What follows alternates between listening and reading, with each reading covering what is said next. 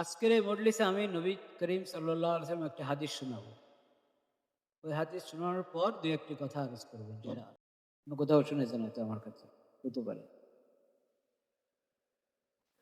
একবার নবী করিম সাল্লাল্লাহু আলাইহি ওয়াসাল্লাম, এটা বরং ফজাইল আমলের মধ্যে আছে। এই হাদিসটা ফজাইল আমলে আছে। আওয়াজ আসছে চারিদিকে? একবার নবী করিম সাল্লাল্লাহু আলাইহি ওয়াসাল্লাম মিম্বরে দাঁড়ালেন এবং বললেন, এটা জুমার খুতবা না, অন্য অন্য সময়ের বয়ান। নবী করিম সাল্লাল্লাহু আলাইহি ওয়াসাল্লাম নাম নিয়ে বিভিন্ন সম্প্রদায়ের বিভিন্ন গোত্রের লোকদের প্রশংসা করলেন। কি প্রশংসা? ওটা হাদিসের পূর্বাপর থেকে যেটা বুঝে আসে, প্রশংসাটা ছিল তাদের মধ্যে দ্বীনের ফিকির আছে, তারা দ্বীনের ইলম শিখায়, এই ধরনের প্রশংসা করেছে।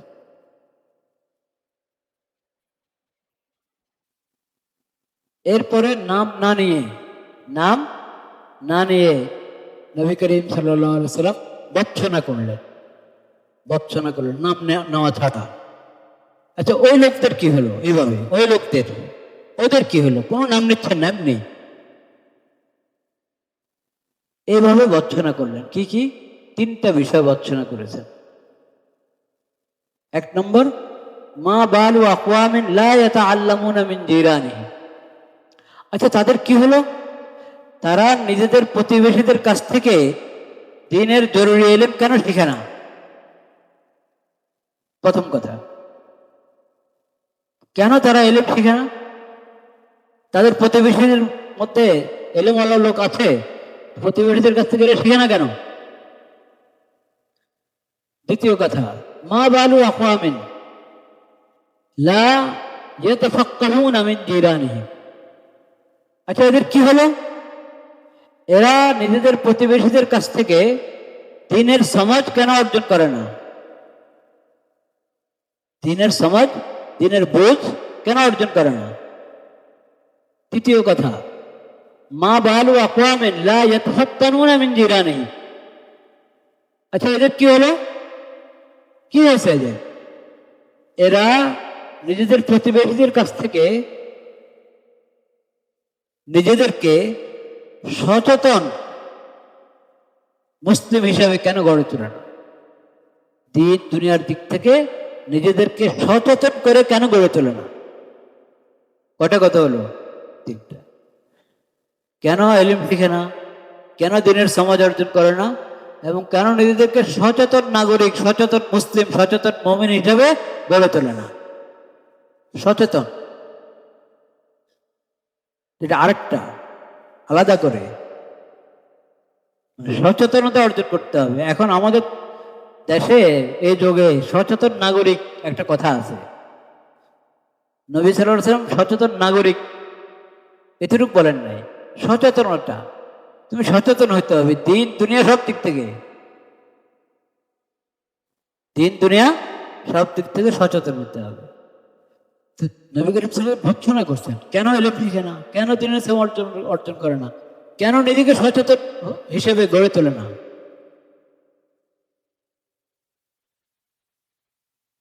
কথা শেষ নেই। এরপর আরো দুই কথা আছে, কেন তারা আমর বিল মারুফ করে না, কেন নাহি আনিল মুনকার করে? কেন আমর বিল মারুফ করে না, কেন? মোট কটা হলো? পাঁচটা। আপনি ভালো পরিবেশ যদি চান, ইমানি পরিবেশ চান, এই পাঁচও কাজ লাগবে। এই পাঁচও বিষয়ে দরকার যে কোনো জায়গায় ইমানি পরিবেশ কায়েম করতে চান।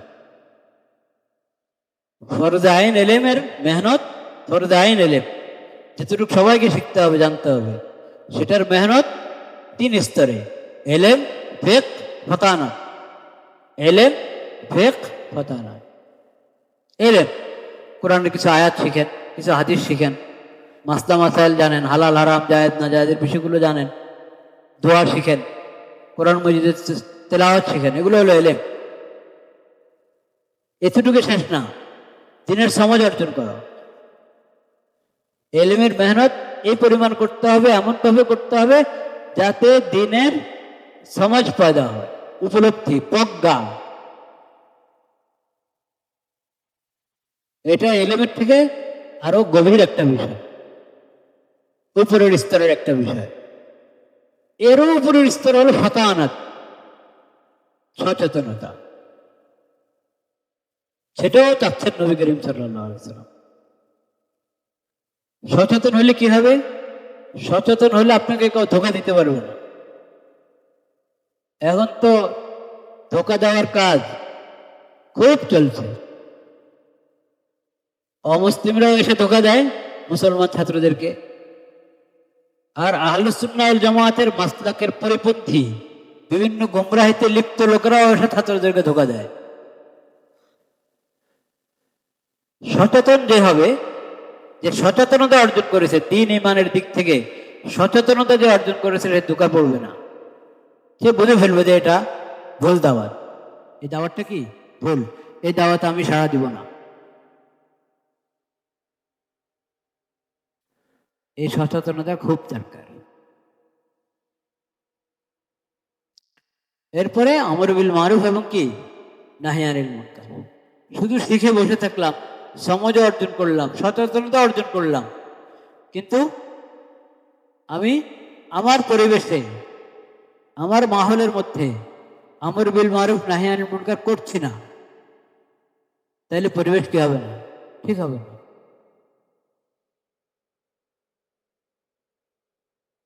এই 5 কথা বলার পর নবী করিম সাল্লাল্লাহু আলাইহি ওয়াসাল্লাম আরো বললেন, কথা শেষ নেই, আরো বলেছেন মা বালু আকওয়ামিন।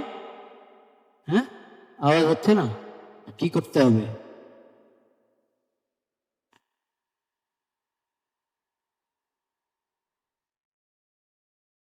আচ্ছা দেখেন, বিজ্ঞান এবং প্রযুক্তির যুগে এমন কেন হবে? কারণ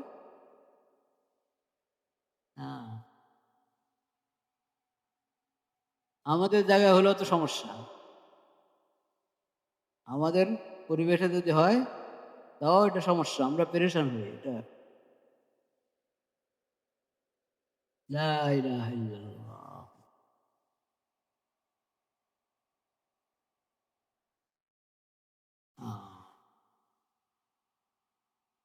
কথা এখানে শেষ হয় না, হাদিসটা শেষ হয় না, আরেক অংশ আছে।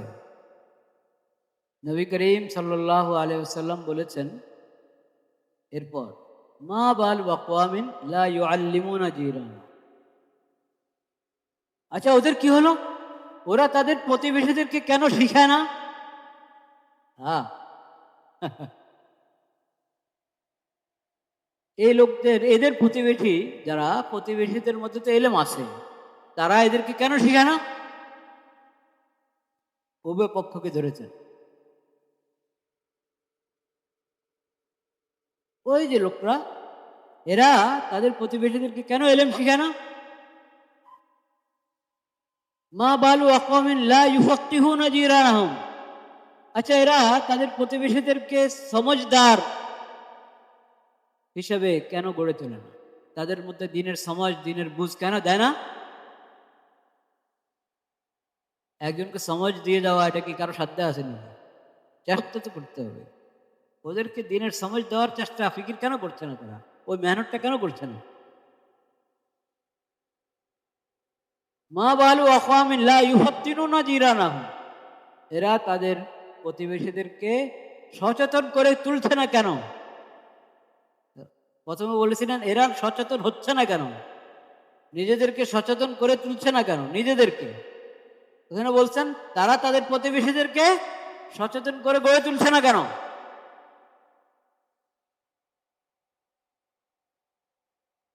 কেন তারা আমর বিল মারুফ করছে না? কেন তারা নাহি আনিল মুনকার? ওখানে কয় কথা? 5 কথা। এখানেও 5 কথা। এই উভয় দিক, উভয় পক্ষ, যার কাছে এলেম আছে, যার কাছে এলেম না। এলেম মানে আলেম হওয়া না, এখানে আলেম আর নন আলেমের কথা বলা হচ্ছে না। আলেম অনেক দূরের বিষয়, অনেক উপরের বিষয়। আলেমের কথা বলা হচ্ছে, ইলমওয়ালা। এলমওয়ালা তো প্রত্যেক মুমিন, প্রত্যেক মুসলিমকে এলেমওয়ালা হইতে হবে। ফরজ এলেম তো সবার কাছে থাকতে হবে। ফরজ এলেম একজন হাসিল করলে আলেম হয় না। আলেমের এলেম আর সাধারণ মানুষের এলেমে আসমান জমিনের পার্থক্য, আসমান জমিনের পার্থক্য। কাকে আলেম বলবেন, কাকে বলবেন না, সেটা আরেক সময়। মানে কে আলেমের স্তরে আছে আর কে শুধু মৌলভী সাহেব, সে আরেক কি প্রসঙ্গ। কিন্তু আলেম এটা অনেক বড় কথা, অনেক বড় কথা।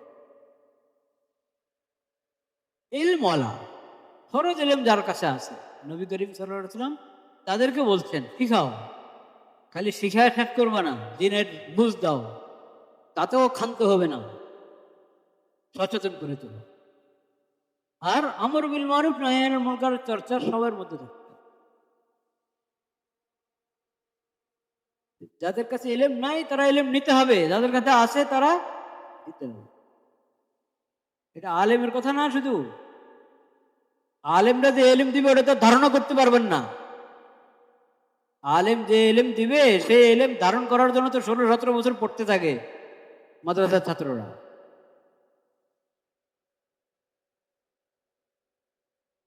এখানে আলেমরাও শিখাবে, আলেমরা শিখাবে যে যেটার জন্য আলেম দরকার সেই এলেম না, এটা ফরজ এলেম, এটা সবার জন্য দরকার।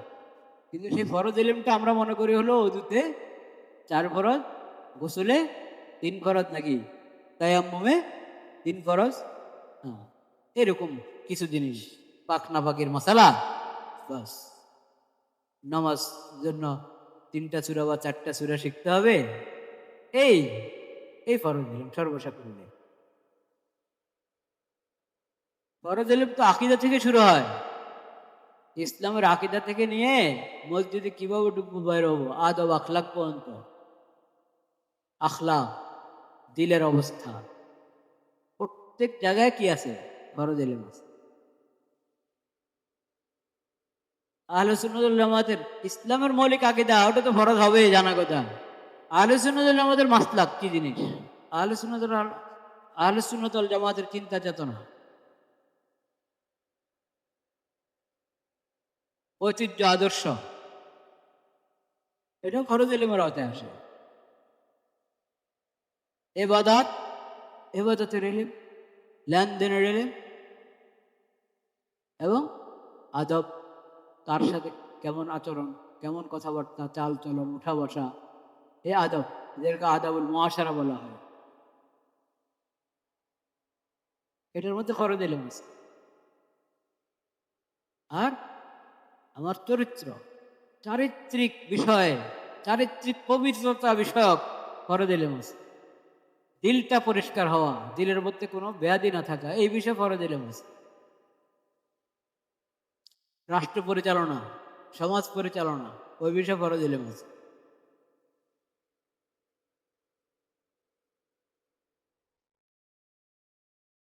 ফরজ এলেমের কোন কোন ক্ষেত্রটা আছে যেটাতে ফরজ এলেম নেই? বাজারে গেলেও আপনার ফরজ এলেম আছে, অফিস আদালতে গেলেও ফরজ এলেম আছে।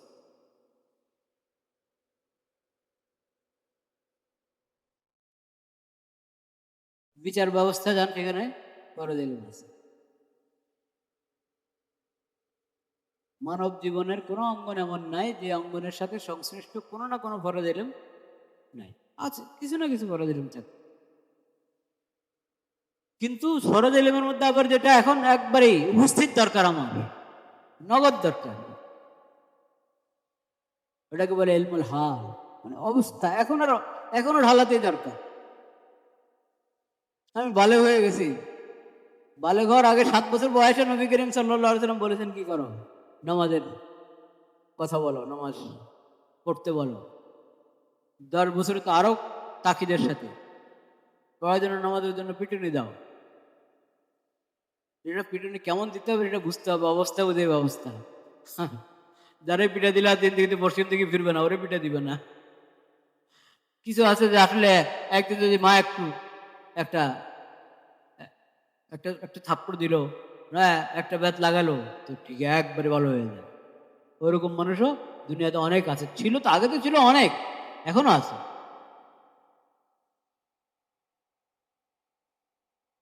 স্কুল কলেজের মধ্যে পিটানোওয়ালা স্যাররা ছিলেন কিনা, না ছিলেন না?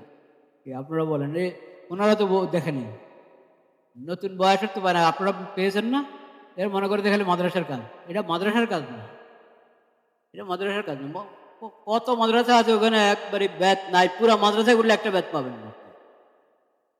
সিসি ক্যামেরা লাগানো থাকে, বুঝতে পেরেছেন? ব্যাত তো নাই, এখন হাত দিয়ে পিটে গিয়ে না সেটা দেখা হয়। অনেক আধুনিক বিষয় মাদ্রাসা এগিয়ে গেছে কিন্তু।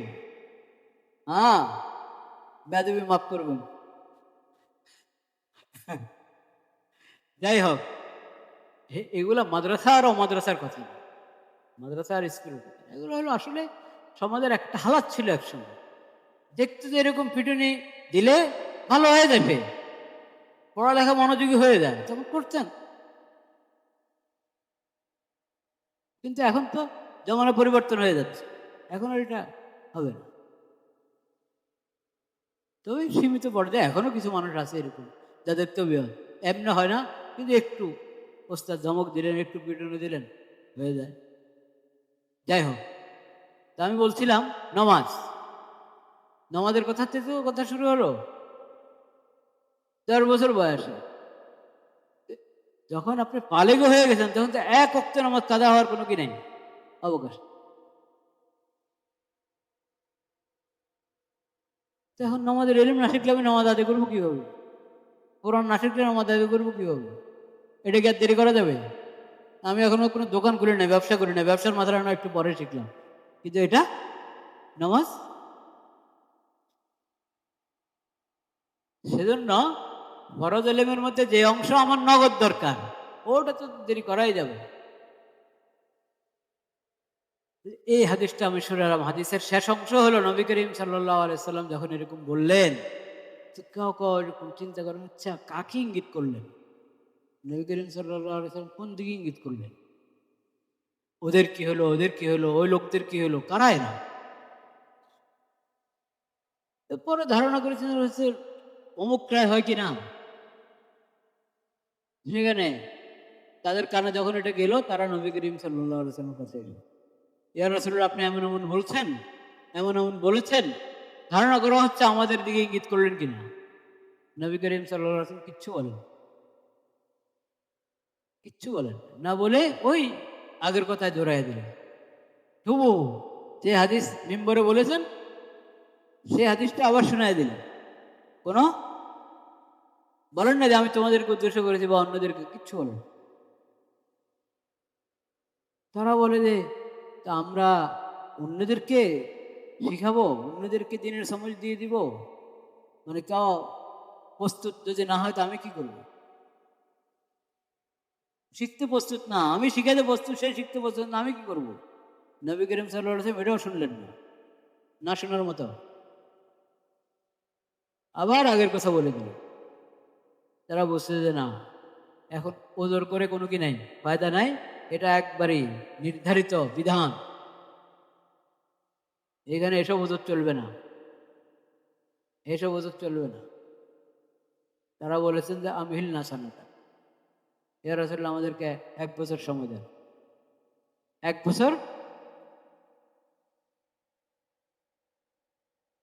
এতে বুঝা গেল 1 বছর যদি লাগাতার মেহনত করে, দিনে আধা ঘন্টা না, দিনে 40 মিনিট না, ওই যে এখানে দেখেন না তালিমউদ্দিন একাডেমি আছে না কাছাদারে একটা, বক্সিবাজারের এখানে, আপনি 40 মিনিট, আধা ঘন্টা, 1 ঘন্টার জন্য যাবেন, যেদিন ইচ্ছা ওই দিন যান, যেদিন ইচ্ছা মনে চায় না যান না, সপ্তাহে 5 দিন না 7 দিন না কয়দিন, কে এক একজন এক এক রকম যায়।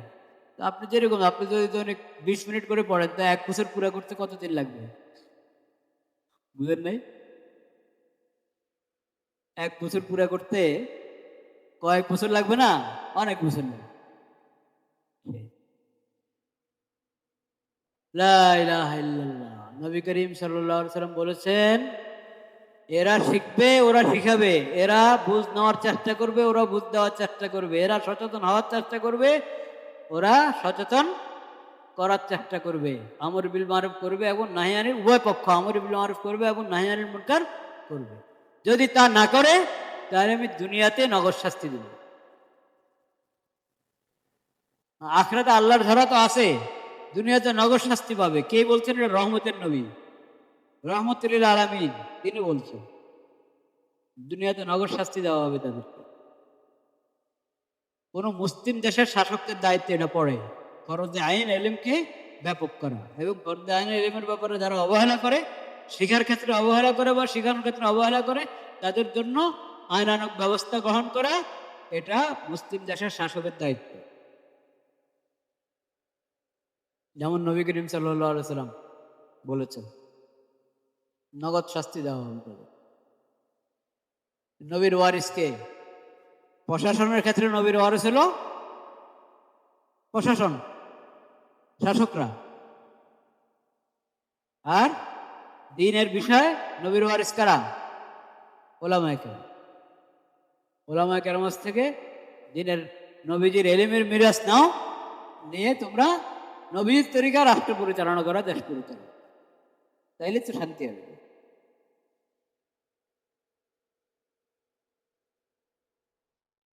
এখন এই ফরজে আইন এলেমকে বিভিন্ন স্তরে ব্যাপক করতে হলে বহুমুখী মেহনত দরকার। বহুমুখী, একটা এলেমের শিরোনামে মেহনত, জিকিরের শিরোনামে মেহনত, এলেম জিকির 6 নম্বরের মধ্যে আছে কিনা এলেম ও জিকির? এলেমের মেহনত, জিকিরের মেহনত, এটা খুব দরকার। এটা শুধু মানে যতটুকু সীমিত পর্যায়ে আমার চিল্লার সময় 3 চিল্লা 1 চিল্লার সময় যতটুকু সীমিত পর্যায়ে হয়, অতটুকুর মধ্যে এটাকে সীমিত রাখা যাবে না, এটাকে আরো ব্যাপক করতে হবে। অতটুকুর মধ্যে ফরজে আইন পুরোটা আসে না, ওটা আলাদা শিখতে হবে। এটা আমাদেরকে বলা হয় যে মাসাইলুল ইলম আলেমদের কাছে শিখো। মানুষ মনে করে মাসাইলুল ইলম মানে হলো মাসালা জিজ্ঞাসা করো আলেমদেরকে, ঠেকায় পড়লে মাসালা জিজ্ঞাসা করো, এটা না। মাসাইল মানে দিন, দিনের ইলম, আলেমদের কাছে শিখো। ওটা আপনাকে চিল্লা দেওয়ার আগে, চিল্লা দেওয়ার পরে কোনো না কোনো সূত্রে, কোন ইমাম সাহেবের কাছে যান, কোনো মাদ্রাসা আলমের কাছে যান, ভিন্ন ব্যবস্থা থাকলে, যেমন তালিমউদ্দিন একাডেমি আছে, আরো বিভিন্ন ব্যবস্থা আছে, পুরো দেশে অনেক ব্যবস্থা আছে দ্বীনের ইলমকে, ফরজ ইলমকে ব্যাপক করার জন্য। কোনো সঠিক ব্যবস্থা, সহি আকীদা, দ্বীনের ইলমের ব্যাপারে একটা কথা শুনেন, আহাম কথা, গুরুত্বপূর্ণ কথা। ইন্নামা হাযাল ইলমু দীনুন ফানজুরু আম্মান তাখুযুনা দীনা। এই ইলমটা হলো দ্বীন, এটা দ্বীনের ইলম। জাগতিক জ্ঞান বিজ্ঞান অর্জন করার ক্ষেত্রে তো নিয়ম নীতি আছে নাকি? ওটার কোনো নিয়ম নীতি নেই, আছে না? তো দ্বীনের ইলমের ব্যাপারে তো নিয়ম আরো কড়া। এটা দ্বীনের ইলম। এই ইলম তুমি কার থেকে অর্জন করছো, কার থেকে হাসিল করছো, ভাববা, ফিকির করো, কার কাছ থেকে হাসিল করছো। দ্বীনের ইলম হাসিল করার নিয়ম আছে, যে কোনো কারো কাছ থেকে না। দ্বীনের ইলম হাসিল করতে হলে এমন লোক থেকে হাসিল করা যার আকীদা সহি, যার ইলম সহি, যার আমল সহি। কমপক্ষে 3টা কথা তো আসবেই। আকীদা সহি, এলেম সহি যদি না হয়, তার নিজের এলেমে ভুল, তো আপনারা সহি এলেম কোত্থেকে শিখাবে? আর তার যদি আকীদা গলত হয়, তো গলত আকীদা প্রভাব আমার উপরে পড়বে কি পড়বে না? পড়বে। তো আমারও গলত আকীদা হয়ে যাবে, আকীদা ভুল হয়ে যাবে, নাউযুবিল্লাহ। দ্বীনের ইলম হাসিল করতে হলে সহি আকীদাওয়ালা, সহি ইলমওয়ালা এবং সহি আমলওয়ালা। সহি আমলওয়ালা না হলে তার সোহবত, যেমন যার সোহবত আমি নিব, তার প্রভাব আমার উপরে পড়বে। তার মধ্যে যদি আমল না থাকে, নেক আমল নাই, তাহলে আমার উপরে এটা গলত প্রভাব পড়বে। সহি আকীদা, আহলে সুন্নাত ওয়াল জামাতের মাসলাক লোক হতে হবে। আহলে সুন্নাত ওয়াল জামাতের মাসলাকের লোক না হলে আমিও আহলে সুন্নাতের রাস্তা থেকে বেরিয়ে অন্যদিকে যেতে হবে। সহি আকীদা, সহি ইলম, সহি আমল, এই ধরনের লোকদের সাথে আমার তাআল্লুক রাখতে হবে ইলম শিখার জন্য। ইলম ও জিকিরের শর্ত পালন করা খুব কি জরুরি। হযরত মাওলানা ইব্রাহিম জল্লাহ সাহেব কি বলেন? हमने इल्म जिक्र को साइड में रख दिया। इल्म जिक्र को আমরা কি এক সাইডে রেখে দিয়েছি, সাইড में रख दिया। এটা সাইডে রাখলে হবে না, এটা চর্চা থাকতে হবে।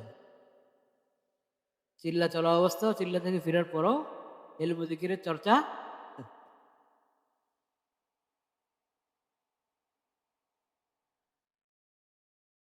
আর চিল্লার ব্যাপারে কি তরিকা অবলম্বন করব? 5 কাজ চিল্লা, 3 কাজ যা আছে, হ্যাঁ, কি প্রথম কি তরতিব? মুশওয়ারা, আর তালিম, আর গার্ড, আর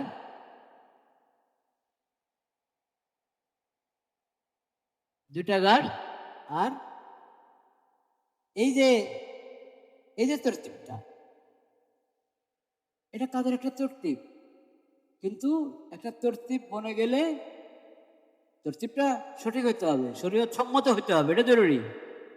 শরীয়ত সম্মত কোন তরতিব যখন বনে যায়, ওই তরতিবে ফায়দা হচ্ছে, ওই তরতিবে কি ফায়দা হচ্ছে, ওই মেহনতে ফায়দা হচ্ছে, তখন নবীজির সুন্নত কি, এই বিষয়ে নবীজির সুন্নত হলো।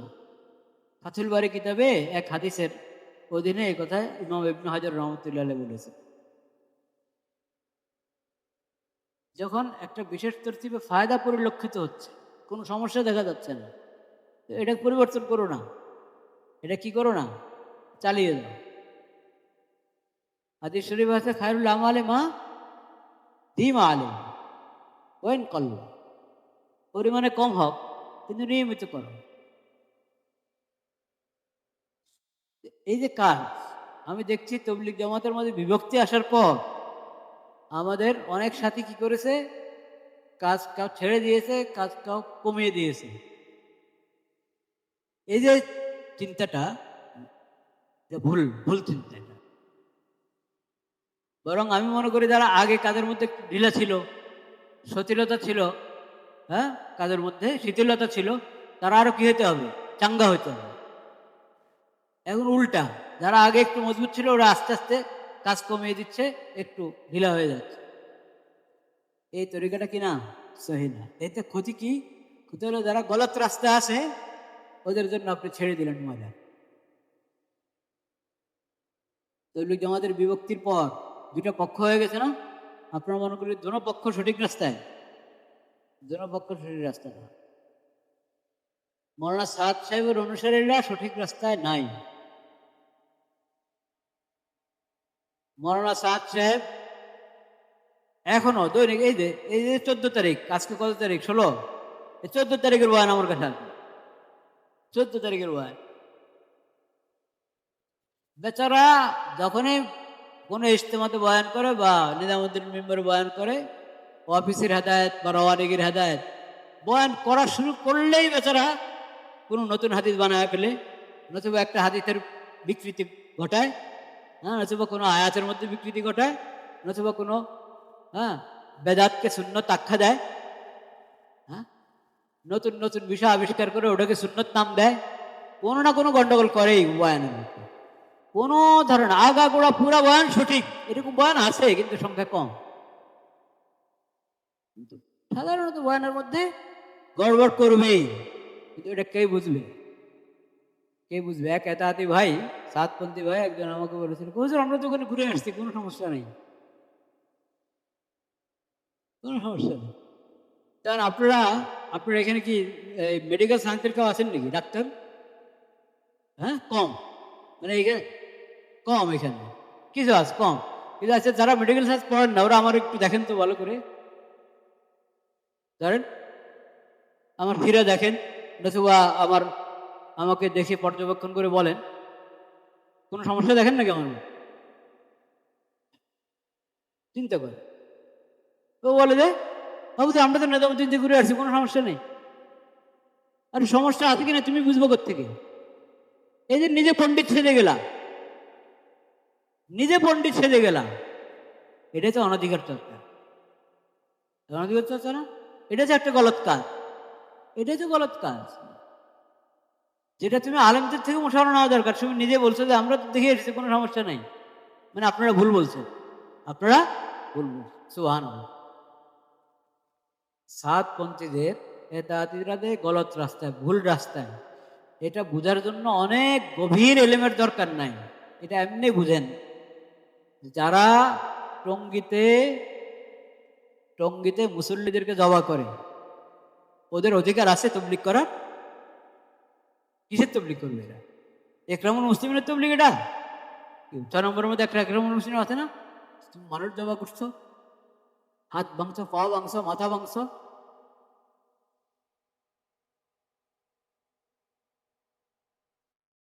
বলেন কি হলো তাহলে? একটা, এটা একটা উদাহরণ। এবং এটা কি এই ঘটনা একবার করলো না একাধিকবার করলো? একাধিকবার করেছে। দ্বিতীয় কথা শুনেন, দেশে অনেক বড় বড় মাদ্রাসা যেগুলোতে বাহিরের ছাত্ররা পড়তে আসে, বাহিরের থেকেও ফতুয়া আসে, ইস্তেফতা মানে ফতুয়া চায়, ফতুয়া তলব করে। এ দেশের এরকম দারুল ইফতা আছে, বাহিরের ওলামায়ে কেরাম, বাহিরের মুফতিরাও ফতুয়া তলব করে ওখানে। ওই ধরনের প্রতিষ্ঠানের চারপাশে তবলিগ জামাতের লোকেরা আছে না, বিভক্তির পরে ওখানে তাঁতিরা আছে না, সাতপন্থীরা আছে না, তো এরা কি করে? এরা এই প্রতিষ্ঠানগুলোকে, এই ফতুয়া বিভাগগুলোকে, এই বড় বড় মাদ্রাসাগুলোকে বুড়ি আঙ্গুল দেখে। আপনারা বুঝেন না, আমরা বুঝি। আপনারা বুঝেন না, আমরা বুঝি। পুরো দেশের ওলামায়ে কেরাম একদিকে, ওনারা কি আর মৌলানা সাদ এদেরকে কোনো সময় নসিহত করছে, আরে দা আমরা হিন্দুস্তানে আছি আছি, তোমাদের দেশে দেখি সব আলেমরা কি একদিকে, তোমরা ওনাদের সঙ্গে থাকো, ওনাদের বিপক্ষে যাও না, খবরদার বলেছে সাদ সাহেব। কেন বলেন? বলা জরুরি ছিল কিনা সাদ সাহেব?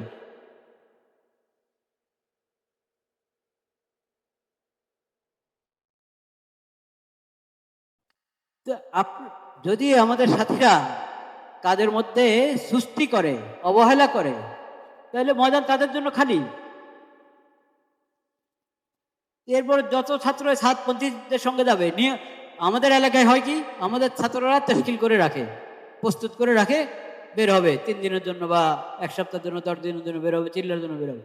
ওই চাষিরা এসে ওদেরকে নিয়ে যায়, বুঝলে, প্রস্তুত করলো আমাদের লোকেরা, ওরা নিয়ে যাচ্ছে, প্রস্তুত করার পরে নিয়ে যায়। আর ওরা, আপনি যদি কিচ্ছুই করেন না, তো পুরো ময়দানে তাদের জন্য খালি। তো ওগুলোর দায় আপনার উপরে আসবে কি আসবে না? আসবে।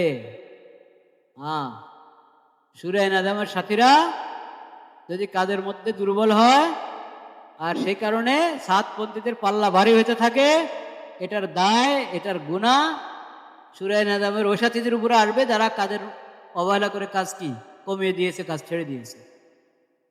খেয়াল করেছেন কথা? এটা মনে রাখবে। তাহলে আমরা কাদের মধ্যে চাঙ্গা হবো তো ইনশাআল্লাহ, আল্লাহ তৌফিক দান করে। আচ্ছা, কেউ নতুন নতুন কিছু ওজোর বের করে দিতে, যে ওজোর আপনারা বলেন ওলামায়ে কেরামের সাথে সম্পর্ক রাখতে, এটা আগেও বলা হতো, কিন্তু বিভক্তির পরে এখন তো ওরা হলো আলেম বিদ্বেষী, এরা হলো আলেমপন্থী, নাকি? আচ্ছা, তো তখন আলেমপন্থী হলে তো আলেমদের মজলিসে যেতে হবে, আলেমদের সাথে সম্পর্ক রাখতে হবে, দিন এলম জিকির নিয়ে ফিকির করতে হবে, তো এটা তো কত সময় দরকার। তা এখন আমরা কি ওখানে সময় লাগাবো, না 5 কাজের সময় লাগাবো, না আমরা চিল্লা লাগাবো? প্রশ্ন উঠছে কিনা? কিছু সাথী করে কি, আমি ভাই আমি এলম জিকিরের মেহনত করি, আমি ইসলাহি মজলিসে যাই, আমি ইসলাহি। তো দেখা যায় আসলে খুব একটা যে আলেমদের সাথে ভালো সম্পর্ক রাখে, ইসলাহি সম্পর্ক রাখে, খুব একটা তেমন না, মাঝে মধ্যে হয়তো যায়, কিন্তু ওটাকে বাহানা করে এখন 5 কাজ শেষ, চিল্লা শেষ, 10 দিন 3 দিন শেষ। এটা ভালো হলো না খারাপ হলো? সমন্বয় করতে হবে। কি করতে হবে? সমন্বয়, সমন্বয় করতে হবে। এই কথাটাই আমি বলতে চাচ্ছি, আমাদের একটার কারণে আরেক কাজের ক্ষতি না করে, এক কাজের নাম দিয়ে আরেক কাজের কি ক্ষতি না করি, বরং যে কাজগুলো আমাকে করতে হবে ওটার জন্য নিজামুল আওকাত বানাই। কি বানাই? নিজামুল আওকাত মানে সময়, সময়ের একটা বিন্যাস, সুন্দর বিন্যাস। আমার কতটা কাজ, কতটুকু সময়, এটা ভাগ করতে হবে। এবং আমাকে কি করতে হবে, আমার যে মূল সাবজেক্ট, এই কথা খেয়াল করে শুনুন, বেশি লম্বা করবো না কথা ইনশাল্লাহ। হ্যাঁ, নামাজ 9টায়, কিন্তু তাদের পড়াশোনা আছে না, পড়াশোনা করবে এখানে হল। হ্যাঁ,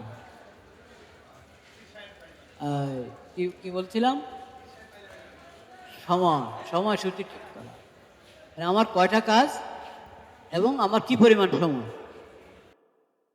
তো কোন কাজের জন্য কি পরিমাণ সময় বরাদ্দ করলে আমি সব কাজ করতে পারবো।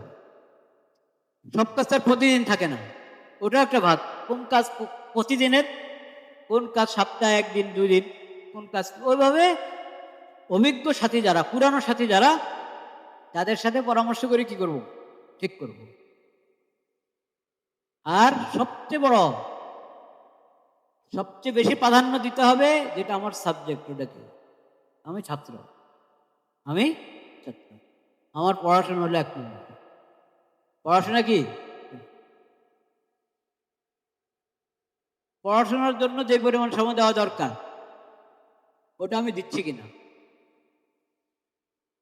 আমি যদি আমার ফলাফল ভালো হচ্ছে না, দেখা যায় কেন ফলাফল ভালো হচ্ছে না, তবলিগে যাওয়ার পরে, চিল্লা যাওয়ার পরে যদি আমার ফলাফল ভালো না হয়, তো এটার ভুল বার্তা যাবে না।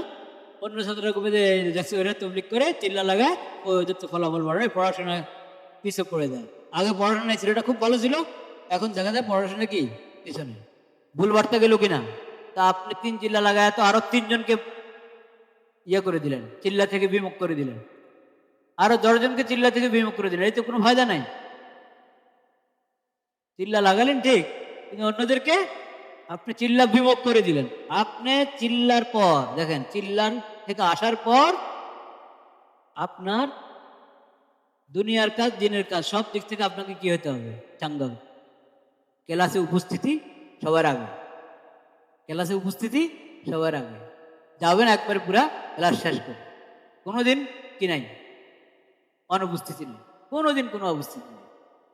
এবং স্যারদের সাথে সুন্দর আচরণ, বিনয়ের আচরণ, আদব অন্যদের চেয়ে বেশি, আগের চেয়ে আরো কি বেশি।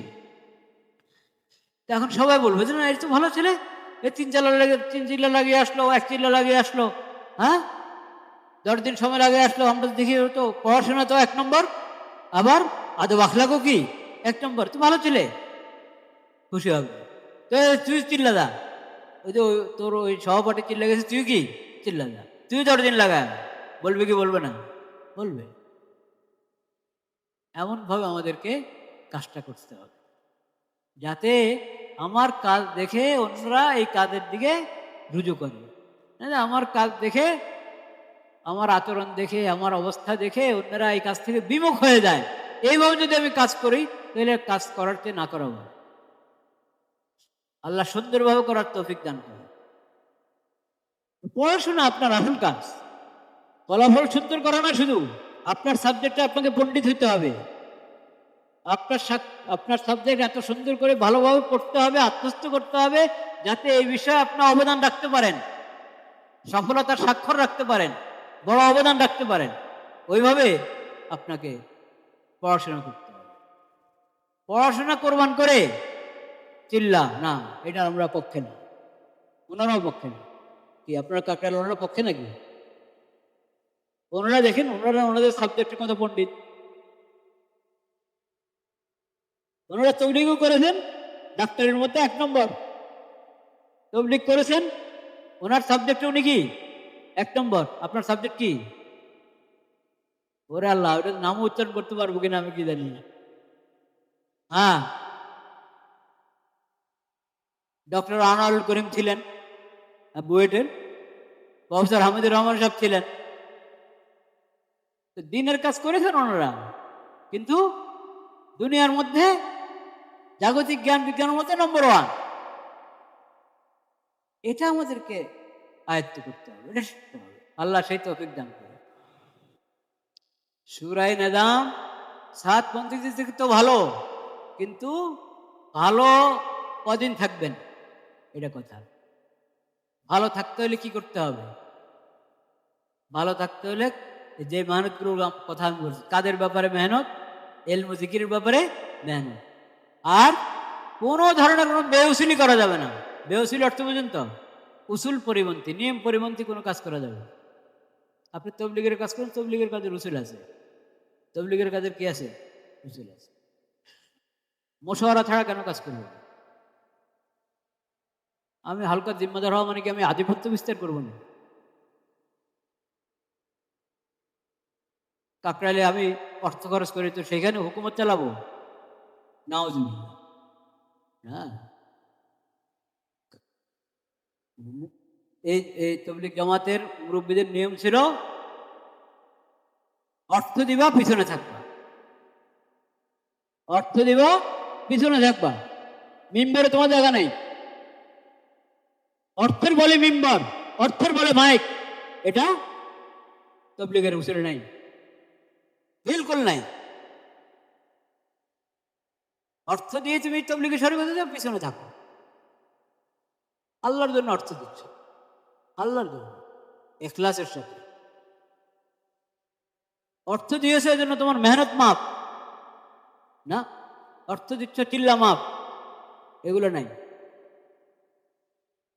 বা আমি মেহনত বেশি করছি কাদের মধ্যে, এখন আমাকে হালকার জিম্মাদার বানিয়ে দেওয়া হচ্ছে, আমি জিম্মাদার মানে সবার উপরে আক্রমণ করতে থাকবো, খারাপ ব্যবহার করতে থাকবো, আমার মত আমি চালাতে থাকবো মুশওয়ারার বাইরে।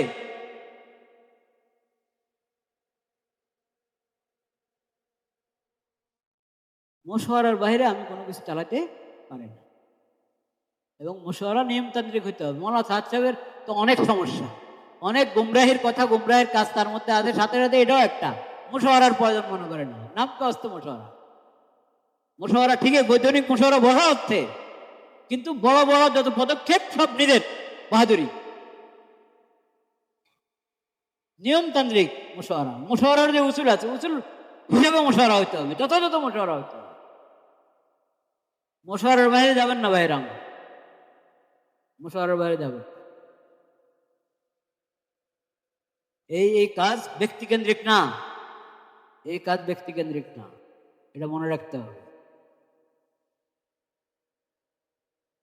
শেষ কথা। এরপরে ওই ডক্টর আব্দুর রহমান সাহেব, স্যার, আমি তো ছাত্রদের সঙ্গে বলছি, স্যারদের জন্য আলাদা, আমি তো ছাত্র ভাইদের সঙ্গে বলছি। স্যারেরা আসেন, কিন্তু স্যাররা তো স্যার।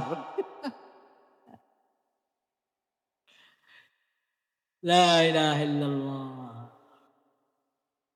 এটা তো আমি ভালো মুসিবতে পড়ি। বিভিন্ন ভার্সিটিতে স্যাররা একদিকে, ছাত্ররা আরেকদিকে। ছাত্রদের অনেকে সাতপন্থী, ছাত্ররা ঠিকই সুরে নেয় আমার সাথে আছে। এখন বেচারারা কি করবে? স্যারের আদব রক্ষা করবে না হকের দিকে থাকবে? তা আমি বলছি সমন্বয় করতে হবে। এটা তোমাদের জন্য মুসিবত, এটা মুসিবত তোমাদের জন্য। স্যার একদিকে টানে, হক আরেকদিকে কি টানে। নিয়ম ছিল হক যেদিকে, স্যারও ওইদিকে নিবে। কিন্তু এখন এরকম অনেক স্যার হয়ে গেছেন যারা হক না, সাদ।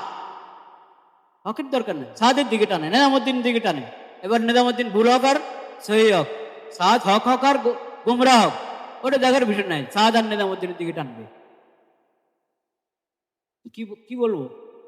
তাদের আদব রক্ষা করতে হবে, তাদের আদব রক্ষা করতে হবে, বিনয়ের সাথে আচরণ করতে হবে, যেহেতু স্যার। কিন্তু তিনি আমাকে গুমরাহি রাস্তার দিকে নিচ্ছেন, বুঝাচ্ছে কয়গুলো এগুলো পলিটিক্যাল বিষয়। আরে পলিটিক্যাল বিষয়? নবী রাসূলের সমালোচনা করে, সাহাবায়ে কেরামের সমালোচনা করে, ইমামদের সমালোচনা করে, এটা পলিটিক্যাল বিষয় হলো? এটা কিসের কথা? কোন কোন রাজনৈতিক দল আছে নবী রাসূলের সমালোচনা করে, সাহাবায়ে কেরামের সমালোচনা করে, বিভিন্ন শরীয়তের বিভিন্ন পরিভাষার আধুনিক ব্যাখ্যা দাঁড় করা যায়। আধুনিক ব্যাখ্যা সাহাবায়ে কেরাম তাবেঈনদের ব্যাখ্যার সাথে কি করে না, মিলে না। পলিটিক্যাল হলে জানো এটা কি সিয়াসত, ওই পলিটিক্যালের জন্য সব মাফ হয়ে যাবে এগুলা? আমি বলি স্যারদের আদব রক্ষা করতে, তাদের সাথে বিনয়ের আচরণ করতে হবে। কিন্তু তাকে আপনি দিনের বিষয়, এটা তো ওনার সাবজেক্ট না। উনি যে সাবজেক্ট পড়ান সেটা না ওনার সাবজেক্ট। সাদ সাহেব হকের উপরে না গুমরাহির রাস্তা, এটা তো ওনার সাবজেক্ট না, এটা তো আল ওলামায়ে কেরামের সাবজেক্ট। তুমি ওলামায়ে কেরাম বলছেন সে গুমরা, সে আপনাকে গুমরাহির দিকে টেনে নেয়। আলেমরা বুঝে না, তবলিগ বুঝে না আলেমরা। হ্যাঁ, আলেমরা ধোঁকা খেয়েছে। আলেমরা ধোঁকা খেয়েছে, তো আপনি ধোঁকা খান নাই কেন? আলেমরা ধোঁকা খায় আর আপনি একবারই ফেরত হয়ে গেছেন, আপনি ধোঁকা খান না। আমার কথা হলো তাদের আদব রক্ষা করো, কিন্তু তারা গুমরাহের দিকে টানলে সেখানে কি সাড়া দেওয়া যাবে? আমি জানি না দিনের বিষয়টা, আমার জানা না, আমি জানি না, আমার খবর নেই, আমি জানি না। আমাদের মাদ্রাসায় ওখানে মানুষ যাবে ফতুয়া বিভাগে, আছে আমার কাছে। আজীব কথা, অনেকে মতমের সামনে আমার কাছে, হুজুর একটা ফতুয়া। আরে ভাই ওখানে যান। হুজুর আমি আপনার কাছে শুনতে চাইছিলাম। আরে আজীব ভাই, ওখানে আমাদের হুজুররাই আছেন, ওখানে যান। তা আমি অনধিকার চর্চা যেটাকে বলে, মানে যে বিষয়ে আমার জানা নাই সে বিষয়ে আমি কথা বলি না কোনো সময় আল্লাহর রহমতে। তাহলে সাদ সাহেবকে আমি গোমরা বলছি, পথভ্রষ্ট বলছি, এটা আন্দাজি বলছি না। তার বয়ান এমনকি মনে করেন 1 বছর আগে একটা গুমরাহের কথা বলছে, 1 বছর পরে হয়তো সে ভালো হয়ে গেছে, হতে পারে না? তা আমি 1 বছর আগের কথা দিয়ে কথা বলি না, একবারে আপ টু ডেট। হ্যাঁ, সুবহানাকাল্লাহুম্মা ওয়া বিহামদিকা, এটা বললাম। একটু একটু বসি। যে একটু অল্প একটু বসলে ওই মাসওয়ারা করে আমাকে দাঁড়া করাইছে যে হুজুর যা বললেন তার থেকে আমাদের অ্যাকশন আইটেম কি হবে, আমরা যে ফেরত যাব আমরা কি সাথে নিয়ে যাব। এটা তো হুজুর ঠিক মতো পয়েন্ট আউট করছেন যে আমাদের কাজে তো শিথিলতা আসছে, ঠিক কি না? আসছে না? আগে এক এক এটা প্রমাণ হইলো একটা বিল্ডিং থেকে 4টা জামাত বের হইতো, এখন 3টা মিলে একটা বের হয়, এরকম হয়ে গেছে অনেকটা। এবং এর ফলাফল উনি হুজুর পয়েন্ট আউট করছে যে আমাদের রেজাল্টের উপর ইফেক্ট হয়ে গেছে। আমরা যদি ডাইনামিক অ্যাক্টিভ না হই আর আমাদের ব্রেন স্মার্টফোন এবং আজেবাজে জিনিসে লেগে যায়, অবশ্যই লেখাপড়া খারাপ হয়ে যাবে। একটু একটু বসো ভাই, ভাই তোর উঠো না কেউ, একটু বসো, এই 10-15 মিনিট একটা আমাদের আমাদের কথা তো এমনি দাম, একটা কাজ হাতে নিয়ে যাব। তো এই জন্য আমরা কি এটা ইনশাল্লাহ নিয়ত করতে পারি যে আজকের থেকে আমরা কাজটাকে সিরিয়াস নেব এবং নিজের কাজ হিসাবে করব। এটা কারা কারা নিয়ত করি? হ্যাঁ। এই জন্য আমাকে কি করা লাগবে? হুজুর 3টা কাজের কথা বলছে, একটা খুব গুরুত্ব দিচ্ছে যে আমরা উসুলের উপর থাকবো। আলহামদুলিল্লাহ, উসুল এবং পরামর্শ এতে করে আমরা ইনশাল্লাহ গাইডেড হয়ে যাব। আমরা কোনো ভুল খুব সম্ভাবনা থাকবে না। আমরা এতগুলি টিউশনি করব কিনা, আমরা ওইটা করব কিনা, ওই কাজটা নেব কিনা, একটু পরামর্শ করে করলে মসজিদুল জামাতের সাথে আমরা ঠিক মতো হয়ে গেলাম। এটা আমরা করতে পারবো সব কিছু মশওয়ারা করে। দেখি কারা কারা হাত তুলে, সব মশওয়ারার সাথে ইনশাল্লাহ তাআলা। মশওয়ারাকে এখন নিয়ত করি যদি কারো না থাকে, ঠিক আছে।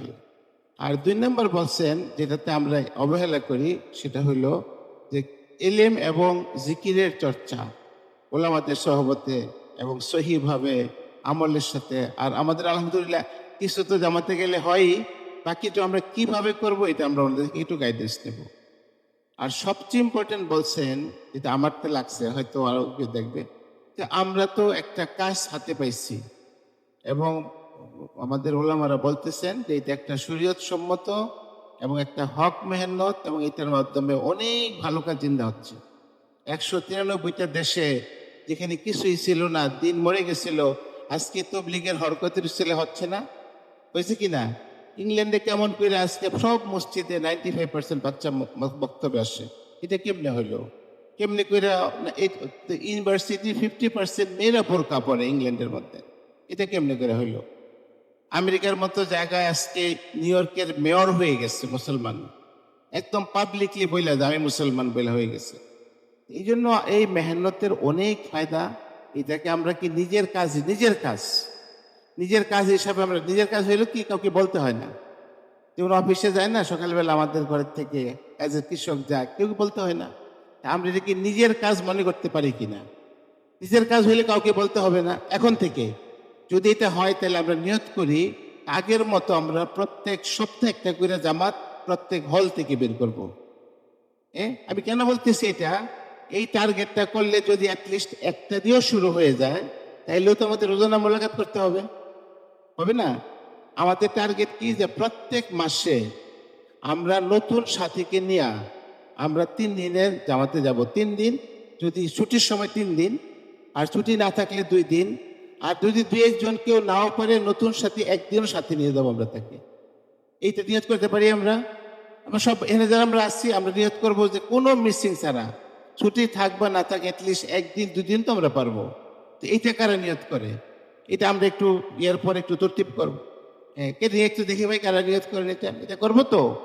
এটা করলে ফায়দা হবে কি, তাহলে আমরা একটা সিস্টেমের মধ্যে আসলাম। হুজুর বলতেছিলেন বারবার আমরা একটা তরতিবের মধ্যে থাকবো। কত মেহনত, হক মেহনত, কত কিছু চলতেছে, কিন্তু আমাদেরকে তো একটা একশোর সাথে ধরতে হবে। তাহলে এইটা হবে না, এইটা হবে না।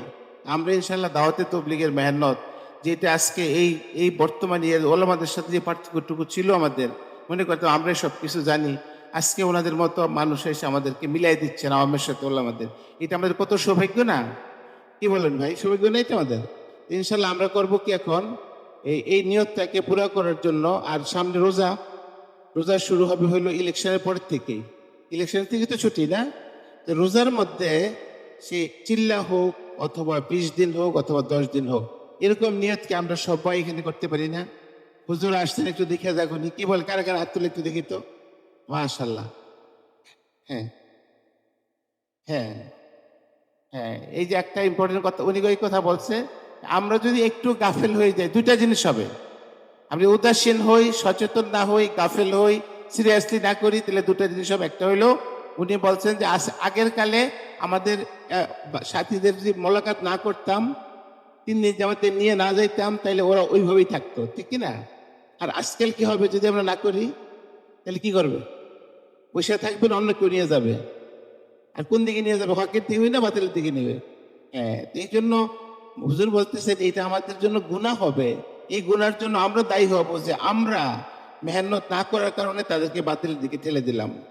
আর একটা ভেরি গুরুত্বপূর্ণ কথা বলছেন, এটা আবার আমি রিপিট করতে, সেটা হলো যে দিনের নামে অনেক মেহনত আমাদের ফিজিক্যালি ক্যাম্পাসে আসে, আমাদের ওয়েবসাইটে আসে, আমাদের ইউটিউবে আসে, আমরা এগুলোকে দিন মনে করে এগুলো করতেছি। উনি বলতেছেন যে এগুলি একটা নাম বইলে আসবে, আর আমরা যদি এটার হকিকত টেস্ট না করে, আমলের লাইনে, ইমানের লাইনে, আকীদার লাইনে টেস্ট না করে আমরা তার মধ্যে পড়ে যাই, তাহলে আমাদের ইমান হারাইয়া যাওয়ার সম্ভাবনা, আমরা জানবো না যে আমাদের ইমানটা আস্তে আস্তে দুর্বল হয়ে গেল। ঠিক আছে? কি এটা ঠিক আছে না? এটা চেষ্টা করবো আমরা, ডিস্ট্রাকশন হবে না। আর রেজাল্ট ভালো করাটা আমাদের সবচেয়ে বড় দাওয়াত। আল্লাহ চাহে তো আমরা যদি রোজানা মোলাকাত, রোজানা মাশওয়ারা আর তালিমের দ্বারা, আলিমের দ্বারা চার্জ হওয়া, কতক্ষণ লাগবে? কতক্ষণ লাগবে বলেন? আধা ঘন্টা ম্যাক্সিমাম? আধা ঘন্টা তো, আধা ঘন্টা তো স্মার্টফোনের থেকে বেশি সময়, তাই না? কম সময়। অন্য নিউজ পেপার পড়া, গল্প করা, তার থেকে কম সময় দেবে। এটুকু যদি আমরা সময় দেই, তাহলে এর হিসেবে আমরা যে এনগেজ থাকবো, আল্লাহ তাআলা অনেক ফিতনার থেকে, ডিস্ট্রাকশন থেকে আমাদেরকে হেফাজত করবেন। আর আমরা পড়াশোনায় মনোযোগ দিয়ে আমাদের রেজাল্ট অন্যের থেকে ইনশাল্লাহ ভালো হবে। নিয়ত করি সবাই, একটু হল হিসাবে আমরা বসে যাই, বসে এই নিয়তটা করে যাবো যাওয়ার আগে। এই খুশি হবো যে কোন হলগুলি কোনায় কোনায়, ওই এখানে যারা আছে বিজয় 71-এর দিকে আসুক, যারা কাছে আছে এখানে। তারপরে আপনার জিয়া হল ওখানে বাম দিকে, জিয়াউল হল। তারপরে হলো আপনার, হ্যাঁ তোমরা একটু দাঁড়াইয়া, হ্যাঁ তোমরা একটু বিজয় 71 দাঁড়াও তো, বিজয় 71 দাঁড়াও তো, একটু দাঁড়ায়, কত 10 মিনিটও লাগবে না। পয়সা আমরা নিয়ত করে যাব কারা কারা প্রত্যেক মাসে আমরা 3 দিন এবং 5 আমল করব। হ্যাঁ, আচ্ছা বিজয় 71 না, হ্যাঁ না, এখানে আসো, বিজয় 71 এখানে আসো। হ্যাঁ।